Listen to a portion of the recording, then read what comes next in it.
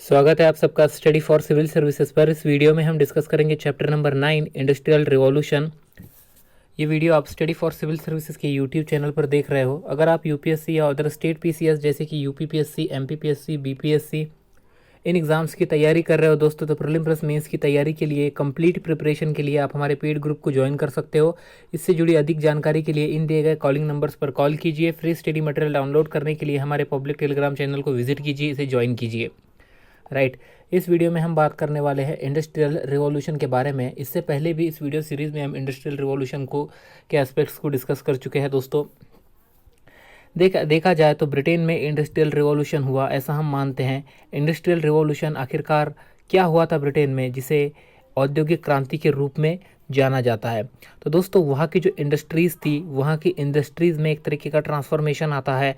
Right, और ये transformation हमें देखने को मिलता है 1780 से लेकर 1850s के बीच में, और इसे ही फर्स्ट इंडस्ट्रियल रिवॉल्यूशन कहा जाता है। ये जो इंडस्ट्रियल डेवलपमेंट की फेज़ थी दोस्तों, राइट, इस फेज़ से दो चीज़ें एसोसिएटेड थी, दो चीज़ों से ये जुड़ी हुई थी। एक न्यू मशीनरीज़ और दूसरी technologies. Right, new machineries and technologies, इन दोनों ने इसमें इंपॉर्टेंट रोल प्ले किया था। राइट, अब देखा जाए तो देखिए, इंडस्ट्रियलाइजेशन हुआ है ऐसा हम कह रहे हैं, कहाँ हुआ है, ब्रिटेन में हुआ है। राइट, बट दोस्तों, इंडस्ट्रियलाइजेशन का जो फ़ायदा या एक तरह से देखा जाए तो इंडस्ट्रियलाइजेशन का जो लाभ मिला था उस समय सोसाइटी के एक लिमिटेड सेक्शन को ही मिला था, हम ऐसा कह सकते हैं। राइट, जो प्रॉस्पेरिटी आई थी ये एक लिमिट तक ही आई थी, कुछ लोगों के हद तक ही आई थी। राइट, तो शुरुआती स्टेज में अगर हम इंडस्ट्रियल रिवॉल्यूशन को देखें या इसके स्टार्ट को देखें दोस्तों, तो इसमें जो गरीब लोग थे, जो वर्किंग पॉपुलेशन थी, ये काफ़ी ख़राब दौर से, काफ़ी ख़राब कंडीशन से गुजरती है। राइट, इसमें बच्चे और महिलाओं का भी समावेश था। अब इंडस्ट्रियल रिवॉल्यूशन, ये जो शब्द है, ये जो टर्म है, ये सबसे पहली बार किसने इसका प्रयोग किया था या किन लोगों ने इसका प्रयोग किया? तो दोस्तों, यूरोपियन स्कॉलर्स थे। एक फ्रांस से थे और एक जर्मनी से थे। दोनों का ही नाम यहाँ पर मेंशन किया गया है। जो फ्रांस से थे उनका नाम था जॉर्ज मिशलेट, और जो दोस्तों जर्मनी से थे इनका नाम था फ्रेडरिक एंगल्स। राइट, तो इन लोगों ने इस टर्म इंडस्ट्रियल रिवॉल्यूशन का यूज़ किया था first time. Right, it was use for the first time in English by the philosopher and economist Arnold Toynbee. Arnold Toynbee ने, जो कि एक फिलोसोफर थे, एक इकोनॉमिस्ट थे, इन्होंने अंग्रेज़ी में इसका सबसे पहली बार यूज़ किया था। 1852 से लेके 83 के बीच में ये रह कर गए हैं। अब देखा जाए दोस्तों, तो इंडस्ट्रियल रिवॉल्यूशन क्या हमें डिस्क्राइब करता है, क्या चीज़ें दर्शाता है? तो जो इंडस्ट्रियल डेवलपमेंट होती है 1760 से लेकर 1820 के बीच में, 1760 से लेकर 1820 के बीच में जो कुछ इंडस्ट्रियल डेवलपमेंट होती है, राइट, इस इंडस्ट्रियल डेवलपमेंट को इंडस्ट्रियल रिवॉल्यूशन हम कह सकते हैं, इसे कहते हैं। राइट, हम ऐसा कहेंगे, कह सकते हैं, ऐसा नहीं कहेंगे, ऐसा कहा गया है। राइट, फिर इंडस्ट्रियल रिवॉल्यूशन जो हुआ, औद्योगिक क्रांति जो हुई, ये ब्रिटेन में ही क्यों हुई, इसके पीछे क्या रीजंस है? तो देखा जाए दोस्तों, तो इसके रीजंस अगर हम देखें तो पहला रीज़न हमें ये समझ में आता है। देखिए, 1760 से हम कह रहे हैं, 1760 से लेकर 1820 के बीच में का ये जो समय था, इस समय में ये सब चीज़ें घटित होती है, ये सब घटनाएं घटती है। 17th सेंचुरी में जो ब्रिटेन था, ये political point of view stable था। राइट, इंग्लैंड, वेल्स, स्कॉटलैंड, इनका एक तरीके से इनका यूनिफिकेशन हो चुका था, ये यूनिफाइड थे। और दोस्तों, इन पर एक ही मोनार्की रूल कर रही थी, एक मोनार्क का रूल हो रहा था। अर्थात इसका मतलब क्या है कि यहाँ पर कॉमन लॉस थे, कॉमन करेंसी थी। राइट, मार्केट था, और दोस्तों ये मार्केट एक तरीके से देखा जाए तो फ्रैगमेंटेड नहीं था। that was not fragmented by local authorities levying taxes on goods that passed through the area, thus increasing their price। अब देखा जाए तो देखिए, लोकल जो अथॉरिटीज़ होती है, जब लोकल अथॉरिटीज़ इस तरीके से टैक्सेस इम्पोज करती है किसी भी गुड्स या सर्विस पे जो उनके एरिया से होकर जा रही है, तो दोस्तों इससे क्या होता है कि उस गुड्स या सर्विसेज जो कुछ भी है, इसके रेट इंक्रीज हो जाते हैं, इसके दाम बढ़ जाते हैं। बट इस तरीके का फ्रैगमेंटेड मार्केट अथॉरिटीज़ या फ्रैगमेंटेड अथॉरिटीज़ उस समय यूरोप में या ब्रिटेन में नहीं थी, नॉट यूरोप, ब्रिटेन में नहीं थी। अब देखिए, 17th सेंचुरी के जाते जाते, the end of the 17th century, यहाँ पर जो मीडियम ऑफ एक्सचेंज था, ये एक तरीके से वाइडली यूज़ हो रहा था पैसा, money as a medium of exchange के रूप में वाइडली यूज़ किया जा रहा था। और दोस्तों जब 18th सेंचुरी की शुरुआत होती है, राइट, 18th सेंचुरी में हमें मेजर इकोनॉमिक चेंज देखने को मिलते हैं ब्रिटेन में। इन मेजर इकोनॉमिक चेंजेस को ही हम एग्रीकल्चर रिवॉल्यूशन कहते हैं, बिकॉज एग्रीकल्चर रिवॉल्यूशन में क्या हुआ था, ब्रिटेन में क्या कुछ चीज़ें हुई थी, ये हम इसी वीडियो सीरीज़ में इससे पहले डिस्कस कर चुके हैं। हमने कॉमन्स की बात की थी कि वहाँ पर जो फील्ड थे इसे इनक्लोज किया गया था। पहले ये कॉमन हुआ करते थे, कॉमन्स मतलब जिसका प्रयोग सोसाइटी किया करती थी वहाँ रहने वाली। बट दोस्तों जो बड़े लैंड ओनर्स थे इन्होंने अपने एरिया को एक तरीके से इनक्लोज कर लिया, और एरिया को इनक्लोज करने के बाद अपने एग्रीकल्चरल प्रोडक्शन को बढ़ाना इनका टारगेट था, और इसे बढ़ाने के लिए इन्होंने ये सब चीज़ें इनके द्वारा की गई थी, राइट। तो देखिए अपने प्रॉपर्टी को ये एक तरह से इनक्लोज कर लेते हैं, उसकी घेराबंदी कर लेते हैं, और ये चाहते हैं कि ज़्यादा से ज़्यादा एग्रीकल्चरल प्रोडक्शन ये लोग कर सके, और इसे ही एग्रीकल्चरल रिवॉल्यूशन का नाम दिया गया है, जो कि हुआ था 18th सेंचुरी के शुरुआती समय में ब्रिटेन में, राइट। अब हम बात करते हैं शहर, व्यापार और वित्त की। अर्थात दोस्तों शहर कैसे थे, व्यापार कैसे हो रहा था, और फाइनेंस कहाँ से आ रहा था, राइट। तो अगर हम शहरों की बात करें दोस्तों तो लंदन यहाँ पर एक इंपॉर्टेंट सेंटर के रूप में निकल कर आया। यहाँ से जो कुछ व्यापार चल रहा था इसका एक नेटवर्क स्टैब्लिश हो चुका था। इंग्लैंड, अफ्रीका और वेस्ट इंडीज़ के बीच में एक तरीके का ट्रायंगुलर ट्रेड नेटवर्क दोस्तों लंदन से ऑपरेट हो रहा था। देखा जाए तो अमेरिका और एशिया की जो अलग अलग ट्रेड कंपनीज थी इनके ऑफिसेज भी हमें लंदन में उस समय देखे जा सकते थे, राइट। तो ये जो गुड्स यहाँ से मूव कर रही थी, लंदन से जा रही थी या लंदन को आ रही थी, तो एक तरीके से किस माध्यम से ये काम हो रहे थे, तो दोस्तों रिवर के माध्यम से ये ट्रांसपोर्टेशन का काम चल रहा था, राइट। और ये रिवर के माध्यम से ही चलता गया जब तक इसका अल्टरनेटिव सामने निकल कर नहीं आया। और इसका अल्टरनेटिव क्या था आपको पता है, इसका अल्टरनेटिव था दोस्तों रेलवेज, राइट। बट वाटरवेज से जब हम सफ़र करते हैं, वाटरवेज से जब हम ट्रांसपोर्ट करते हैं तो ये चीपर होता है, राइट, और लैंड के मुकाबले फास्टर होता है। सपोज अगर हम लैंड के मुकाबले कैसे फास्टर होता है आपको पता है, प्रीवियस वीडियो में हमने बात की थी कि किस तरीके से जो वाइंड होती है, right, trade wind, in trade wind के माध्यम से अर्थ के एक छोर से दूसरे छोर तक जाया जा सकता है 5 वीक में। ये सब चीज़ें कोलंबस के द्वारा उस समय पता चल चुकी थी, बिकॉज कोलंबस ने ऐसा ऑलरेडी किया था, तो दुनिया ये सब चीज़ें जान चुकी थी। देखिए हम पीछे जा रहे हैं, प्रीवियस वीडियो की यहाँ पर बात कर रहे हैं, पर मैं एग्जाम्पल आपको दे रहा हूँ, राइट। तो देखा जाए दोस्तों तो जो वाटरवेज थे ये चीपर थे, और लैंडवेज से अगर इसकी हम तुलना करें, कंपैरिजन करें, तो ये फास्टर थे, राइट। तो ये बात हो गई एक तरीके से देखा जाए तो उस लंदन टाउन के बारे में, वहाँ पे चलने वाले ट्रेड के बारे में।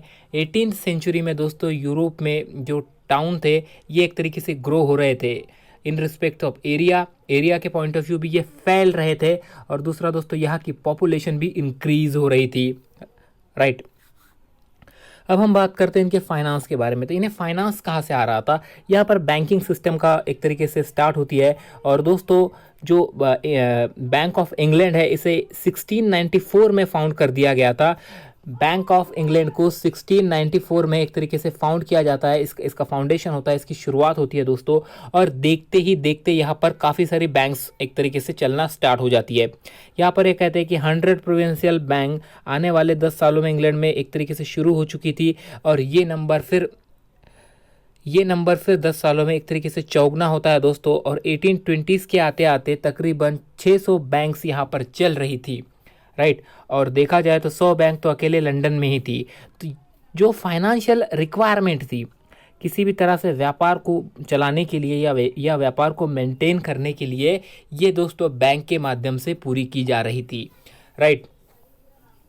देखा जाए तो देखिए जो टेक्नोलॉजिकल चेंजेस यहाँ पर हुए, इन टेक्नोलॉजिकल चेंजेस की वजह से जो प्रोडक्शन लेवल था ये ड्रामेटिकली इंक्रीज हुआ।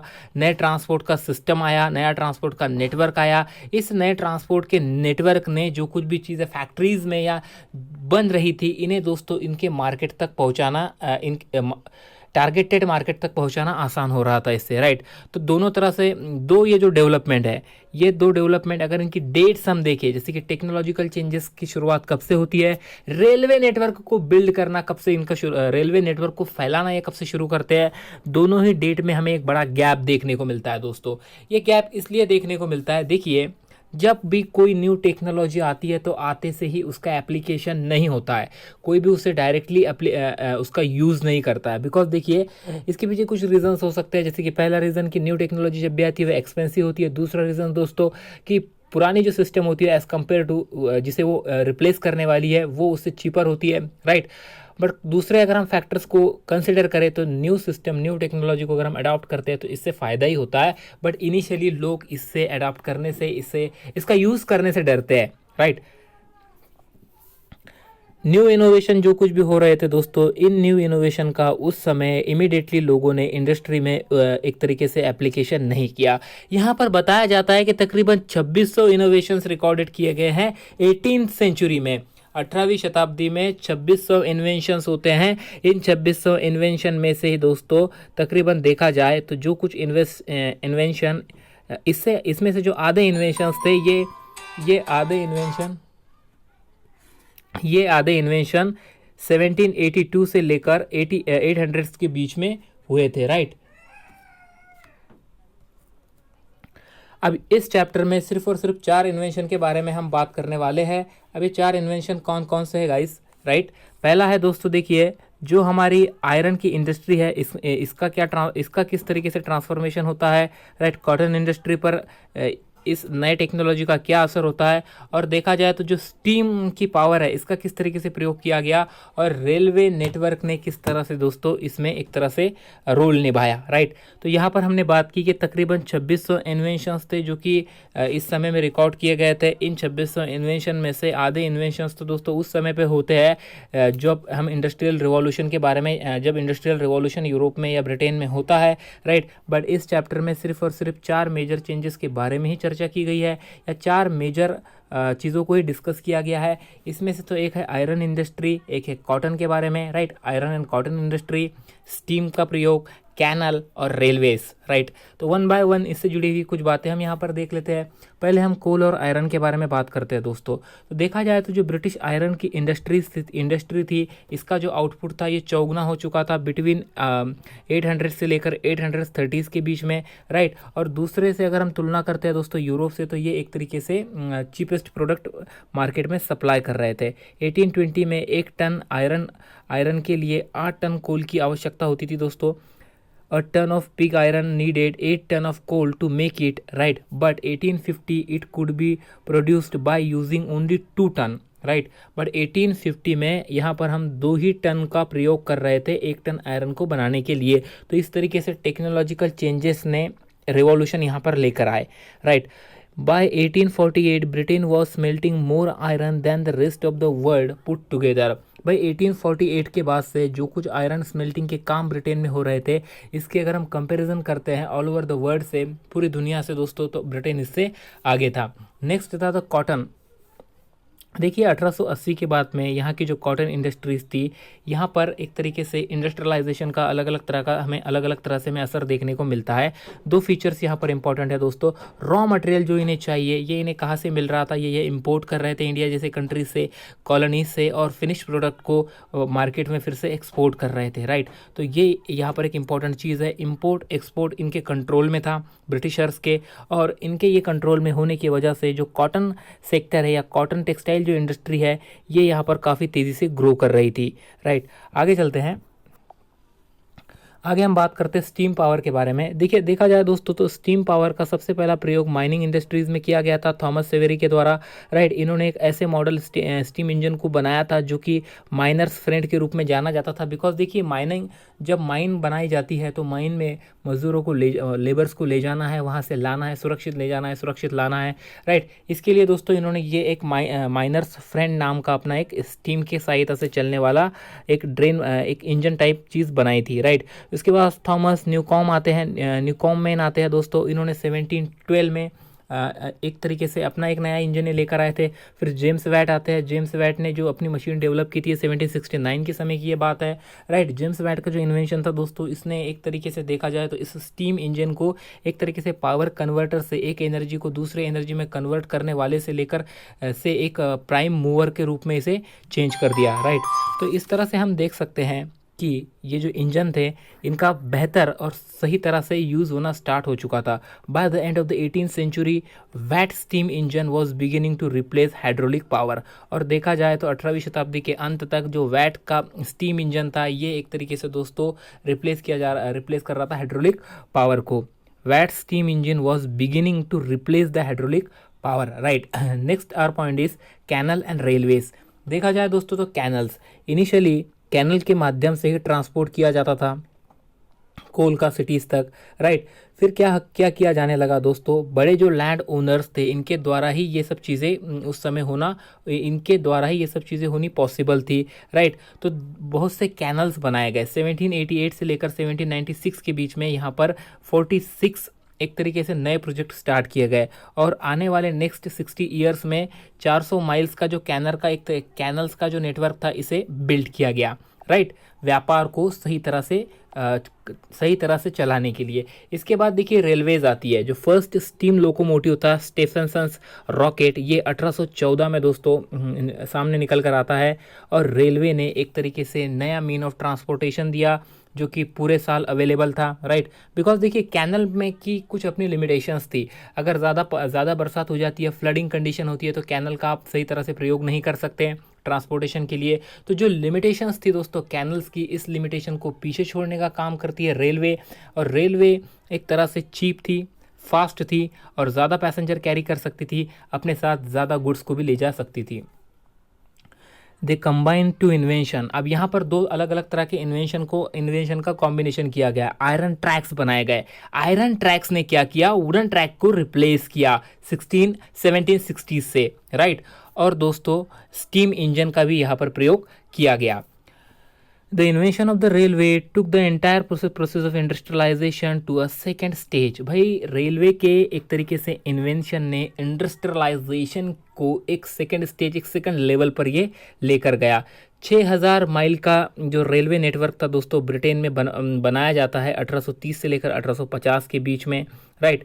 इसके अलावा अगर हम देखें तो रेलवे नेटवर्क बिल्डिंग का ये जो काम है इसे दो तरह से आप यहाँ पर समझ सकते हो। एक है लिटिल रेलवे मेनिया 1833 से लेकर 37 के बीच में 1400 माइल्स की लाइन बिछाई जाती है। और दूसरा है बिगर मेनिया 1844 से लेकर 47 के बीच में दोस्तों 9500 माइल्स की लाइन को सैंक्शन किया जाता है। तो इस तरह से आप समझ सकते हो कि 30 से लेकर 50 तक, 1830 से लेकर 1850 तक ये जो कालावधि है, इस कालावधि में 6000 माइल्स का रेलवे नेटवर्क बिछाया जाता है, right. Most of the England had been connected by railways by 1850। और ज़्यादातर दोस्तों देखा जाए तो इंग्लैंड रेलवे नेटवर्क से कनेक्टेड हो चुका था 1850 में। ये सब जो चीज़ें वहाँ पर हो रही थी, इससे इसका जीवन पर क्या असर हुआ, लोगों का जीवन इसने किस तरीके से प्रभावित किया। देखा जाए दोस्तों तो वेल्थ, अब वेल्थ किस फॉर्म में हो सकती है, गुड्स है, इनकम है, सर्विस है, नॉलेज है, राइट, प्रोडक्टिव एफिशिएंसी है, ये सब चीज़ें ड्रामेटिकली इंक्रीज होती है, ये सब चीज़ें इंक्रीज होती है, ये बढ़ती है, राइट। बट इसी सेम टाइम पर with respect to this development, ये जो विकास हो रहा था, इस विकास का एक तरीके से दोस्तों बुरा प्रभाव हमें देखने को मिलता है। नेगेटिव कॉस्ट या नेगेटिव ह्यूमन कॉस्ट भी इसका देखने को मिलता है।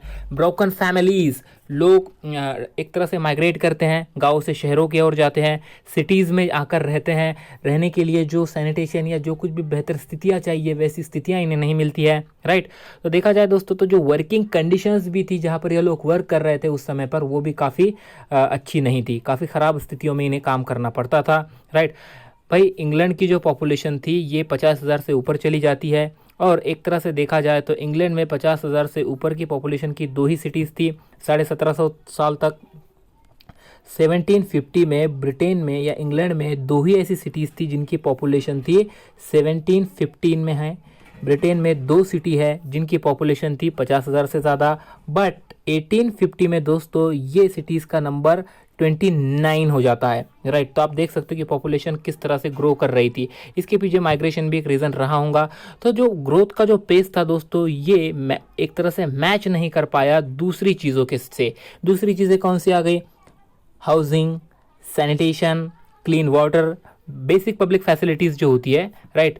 ये सब जो ग्रोविंग अर्बन पॉपुलेशन थी इन्हें सही तरीके से एक तरह से मिल नहीं पा रहा था। जो नए लोग आ रहे थे ये क्राउडेड स्लम्स में रहने के लिए मजबूर थे, राइट।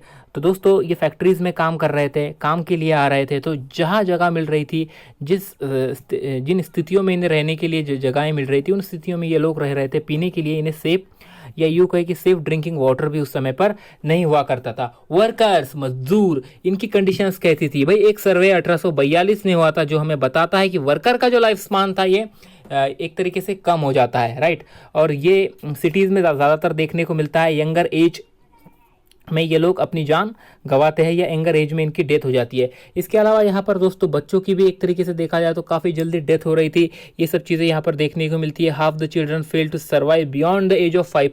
5 साल से ऊपर भी बच्चे नहीं जा पा रहे थे। पॉपुलेशन इंक्रीज हो रही थी।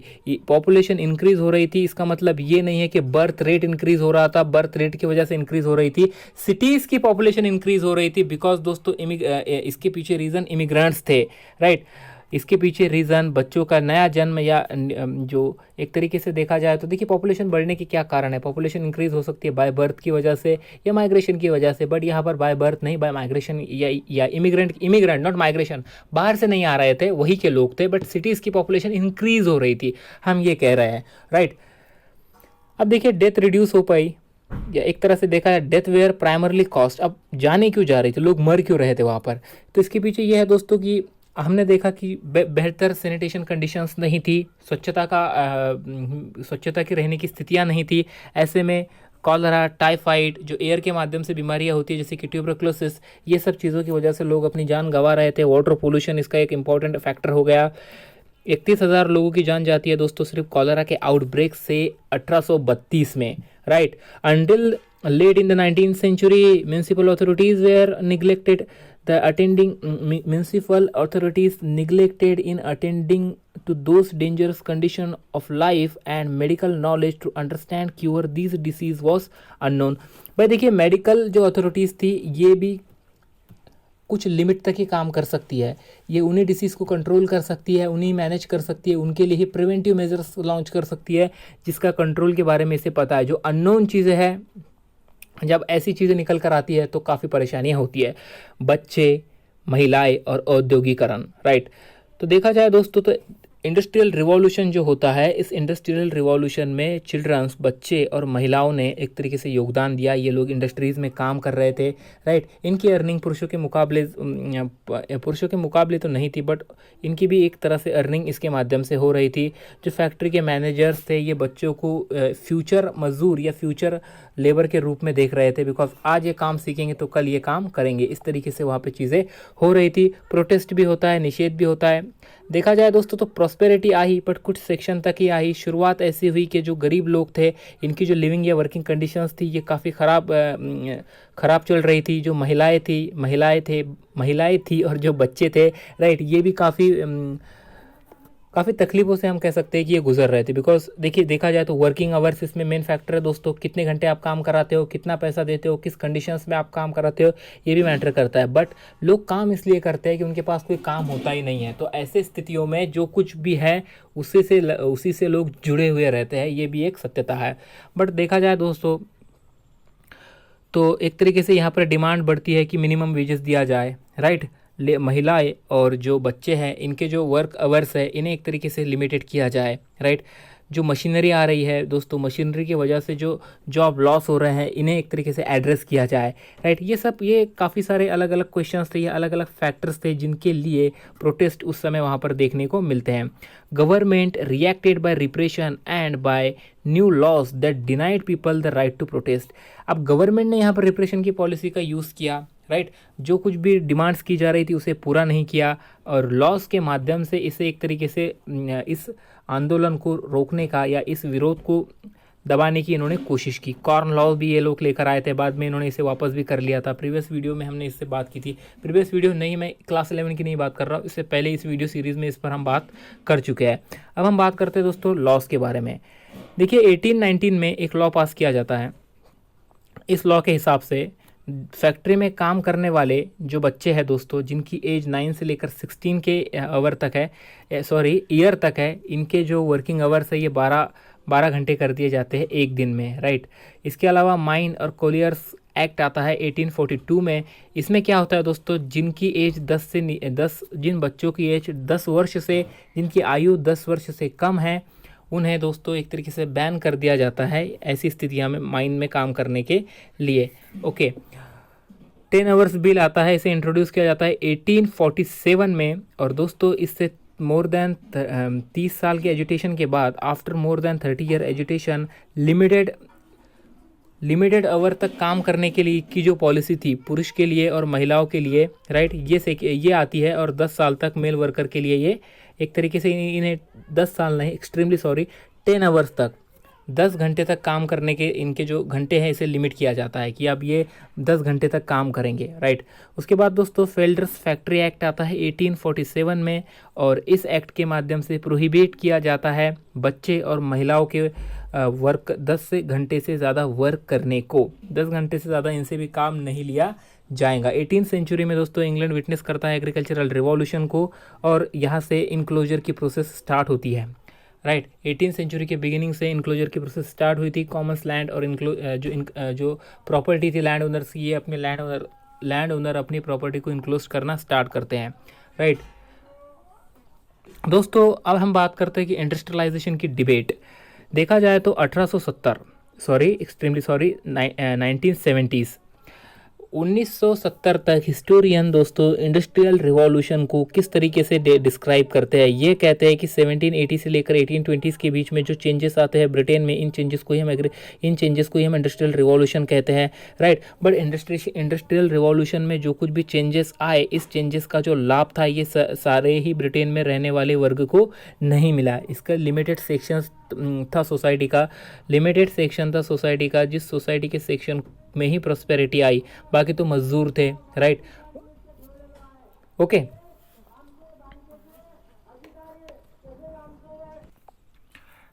देखिए बाहर से आवाज़ आ रहा था इसीलिए मैंने इसे रिकॉर्ड करना स्टॉप कर दिया था। चलिए फिर से स्टार्ट करते हैं। हम यहाँ पर बात कर रहे हैं डिबेट ऑफ इंडस्ट्रियल रिवॉल्यूशन के बारे में।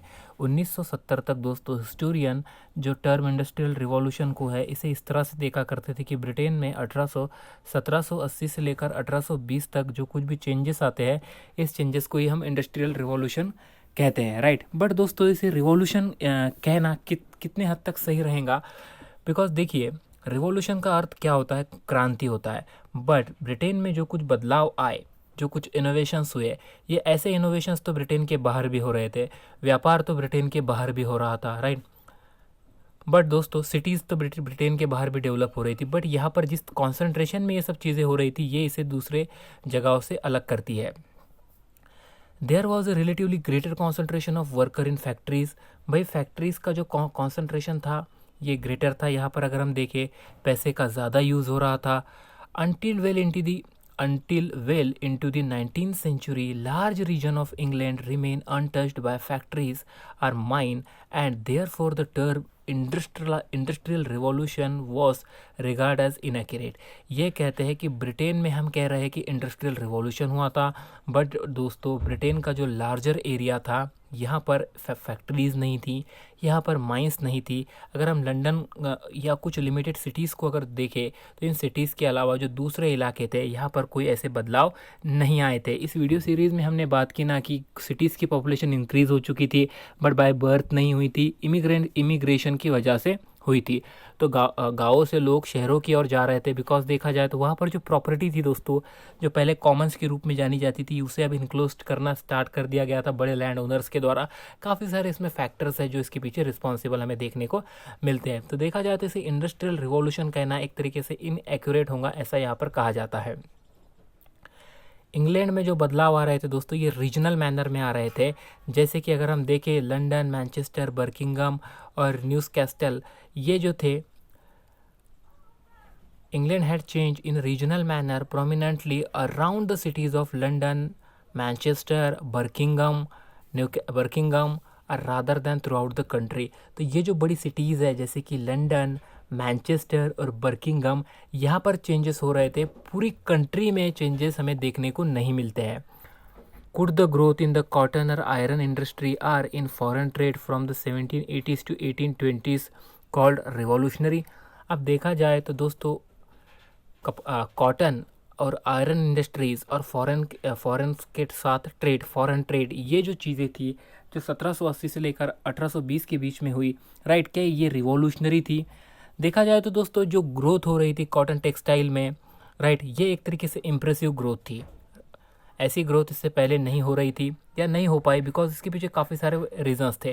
प्रोडक्शन लार्ज स्केल में हो रहा था, अब इसके लिए मार्केट चाहिए था, इनके पास मार्केट भी था बिकॉज इनकी कॉलोनीज़ भी थी यूरोप से बाहर, वहाँ पर जाकर ये बेच रहे थे। न्यू टेक्नोलॉजीज़ आ रही थी, ये ओल्ड टेक्नोलॉजीज़ को रिप्लेस कर रही थी, राइट। लोगों के हाथ से काम जा रहा था, ये बात भी सही है। बट दोस्तों एक तरह से देखा जाए तो प्रोडक्शन में ये लोग काफ़ी आगे जा चुके थे, right. Metallic machinery and steam power was rare until much later in the 19th century. ये कहते हैं कि जो मेटेलिक मशीनरी का प्रयोग स्टार्ट होता है, स्टीम पावर का प्रयोग स्टार्ट होता है, ये ज़्यादा नहीं हुआ था 19th सेंचुरी के पहले तक, right. Rapid growth in British import and export from 1780s occurred because the resumption of trade with North America, that the War of American Independence was interrupted. This growth was recorded as being sharp only because it started from a low point. Right, industrialization is associated with growing investment of the country's wealth in capital formation or building infrastructure, installing new machinery, and with rising the level of efficient use of these facilities and with rising productivity. देखिए यहाँ पर ये कहते हैं कि industrialisation को हम इन चीज़ों से एसोसिएट करके देखते हैं कि यहाँ पर इन्वेस्टमेंट बढ़ रही है, कैपिटल फॉर्म हो रहा है, वेल्थ इंक्रीज़ हो रही है, इंफ्रास्ट्रक्चर डेवलप हो रहा है, नई मशीनरीज आ रही है, लोगों की इनकम लेवल बढ़ रही है, राइट। और जो फैसिलिटीज़ है दोस्तों, ये इसका इफ़िशिएंटली इस्तेमाल किया जा रहा है और इनके माध्यम से प्रोडक्टिविटी इंक्रीज़ हो रही है। इन सब चीज़ों को हम एसोसिएट करते हैं इंडस्ट्रियलाइजेशन से। बट जो रैपिड ग्रोथ ब्रिटेन में होती है, ब्रिटिश के इंपोर्ट और एक्सपोर्ट में जो रैपिड ग्रोथ हमें 1780 से देखने को मिली दोस्तों, ये जो वॉर ऑफ अमेरिकन इंडिपेंडेंस हुआ था, राइट, इसने इसे एक तरीके से इंटरप्ट भी किया था। This growth was recorded as being sharp only because it started from a low point, और एक लो पॉइंट से इसकी स्टार्ट हुई थी, इसीलिए इसे एक तरह से शार्प के रूप में एक बेहतर स्थितियों में रिकॉर्ड किया जाता है। ओके, अब हम बात करते हैं दोस्तों why British growth may have been faster after 1815। भाई 1815 के बाद जो ब्रिटिशर्स थे या ब्रिटेन था, इसकी ग्रोथ किस तरह से फास्टर हो रही थी, इसके पीछे रीजंस क्या थे, राइट। हिस्टोरियंस कहते हैं दोस्तों कि 1760 से लेकर 1815 तक ब्रिटेन ने जो कुछ भी काम किया है, जो कुछ भी तरक्की अचीव की, ये दो चीज़ों से की। एक, इसने क्या किया दोस्तों, ब्रिटेन ने फोकस दो चीज़ों पे किया, एक इंडस्ट्रियलाइजेशन और दूसरा युद्ध, वॉर। अब वॉर हुई किनके साथ हुई, नॉर्थ अमेरिका के साथ, इंडिया के साथ, या जहाँ जहाँ इनकी कॉलोनीज थी वहाँ पर।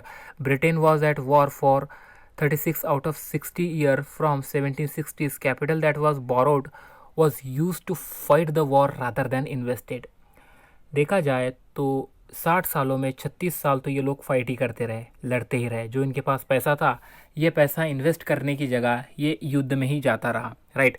और दोस्तों ये युद्ध में हो रहा खर्चा इन्होंने कैसे वसूल किया, तो जो टैक्स था, इस टैक्स को इन्होंने इंक्रीज़ किया, टैक्स को बढ़ाया।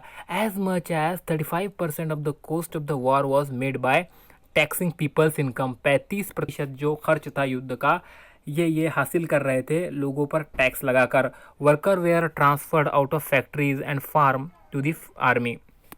जो वर्कर्स थे दोस्तों, जो वर्कर्स थे ये फैक्ट्रीज से या एक तरीके से फील्ड से लेकर युद्ध के लिए, लड़ने के लिए आर्मी में पहुंचाए जा रहे थे। बिकॉज हमने देखा ना कि 36 सालों तक ये लोग लड़ते ही रहे, राइट। तो इसके लिए सैनिकों की भी आवश्यकता थी। तो फूड प्राइसेस बढ़ रही थी, काफ़ी सारे दूसरे फैक्टर है। इस वजह से हमें ये देखने को मिलता है कि पहले यहाँ पर ऐसी चीज़ें नहीं हुई। But 1850 from the 1850s the proportion of people living in urban area went up dramatically. देखा जाए दोस्तों तो 1850 से अगर हम देखें तो जो ब्रिटेन की जो अर्बन पॉपुलेशन थी, ये ड्रामेटिकली बढ़ रही थी। जो लोग शहरों में जा रहे थे, ये इंडस्ट्रीज़ में काम कर रहे थे, राइट। वर्किंग क्लास में ही ये लोग इंक्लूड किए जा रहे थे। सिर्फ और सिर्फ 20% जो ब्रिटेन की वर्क फोर्स है, ये रूरल एरिया में थी। यहाँ पर बात की जा रही है कि 20% वर्क फोर्स रूरल एरिया में 20% वर्क फोर्स थी। इसका अर्थ यह है दोस्तों कि जो अर्बन एरिया था यहाँ पर 80% वर्क फोर्स काम कर रही थी, हम ऐसा कह सकते हैं। तो अर्बन एरिया काफ़ी पॉपुलेटेड एक तरीके से यहाँ की पॉपुलेशन काफ़ी बढ़ चुकी थी। जैसे कि हमने बात की थी दोस्तों कि एक टाइम ऐसा था कि 2 ही ऐसी सिटीज़ थी ब्रिटेन में जिनकी पॉपुलेशन 50,000 से ज़्यादा थी। बट एक समय ऐसा आ गया कि 29 सिटीज़ बन गई जिनकी पॉपुलेशन 50,000 से ज़्यादा थी, right. This was a far more rapid rate of industrialization than had been witnessed in other European countries. तो देखा जाए तो ये काफ़ी रैपिड चीज़ें हो रही थी यहाँ पर औद्योगिकरण की वजह से। ऐसी चीज़ें दूसरे यूरोपियन कंट्रीज़ में नहीं हुई जो कुछ ब्रिटेन में हुआ।